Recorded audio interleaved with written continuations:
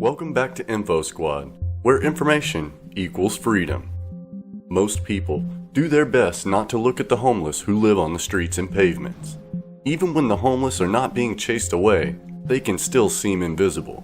In 2014, the New York City Rescue Mission, a shelter, conducted a social experiment called Make Them Visible, in which they filmed participants walking past relatives disguised as homeless people. None of the participants noticed their relations sitting on the street. Most people blame drugs, gambling, and a bad lifestyle habit as the cause of becoming homeless, but this only accounts for a small percentage of homeless people across the United States today.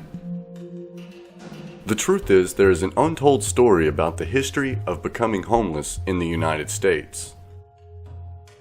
Homelessness first emerged as a national issue in the 1870s. Many homeless people lived in the emerging urban cities like New York, Los Angeles, and Chicago. When the Great Depression happened in the 1930s, it caused a devastating epidemic of poverty, hunger, and homelessness. In the 1960s, a social movement resulted in the widespread deinstitutionalization of mentally ill patients across America.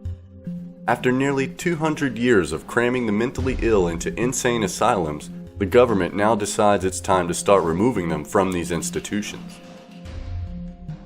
This was in part due to the release of a new antipsychotic medication called Thorazine.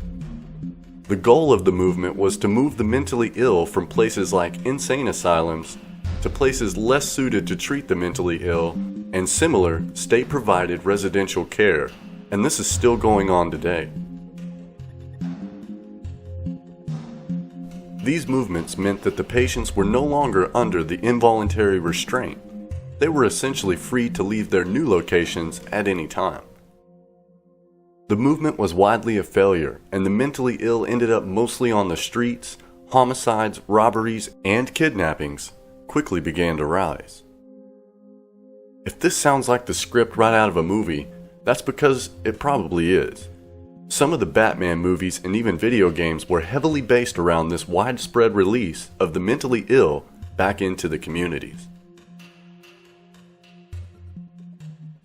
By 1968, President Lyndon Johnson was advocating for the war on crime in the United States.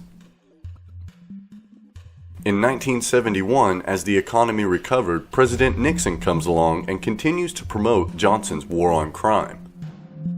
Later, he converts this into the war on drugs, and as more street drugs became outlawed, the government allowed more pharmaceutical drugs to be pushed onto the public, like antipsychotics and antidepressants that were known to have horrible mental health effects. The number of homeless people continued to grow into the 1980s as the housing and social service cuts increased.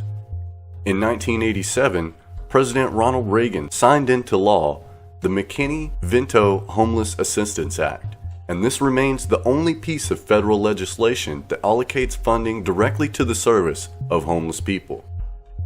The percentage of homeless people in the United States was already at its highest point in history by the time the Great Recession struck in 2007 with the housing market collapse.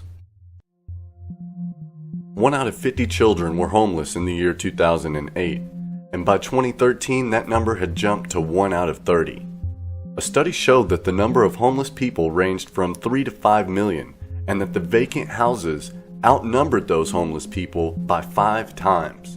There has been a long history to the increase of homelessness in the United States, and although these larger events that we have pointed out have pushed the numbers higher than ever before, even this doesn't tell the whole story.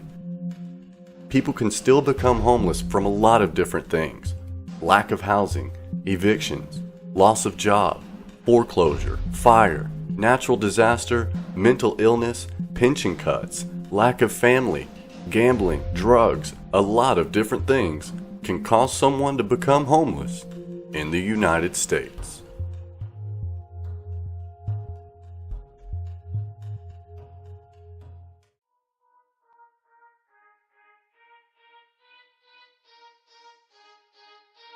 Hey guys, thanks for watching. Leave us a comment down below. If you like what we're doing here at Info Squad, hit that subscribe button hit that like button, and we'll catch you in the next video.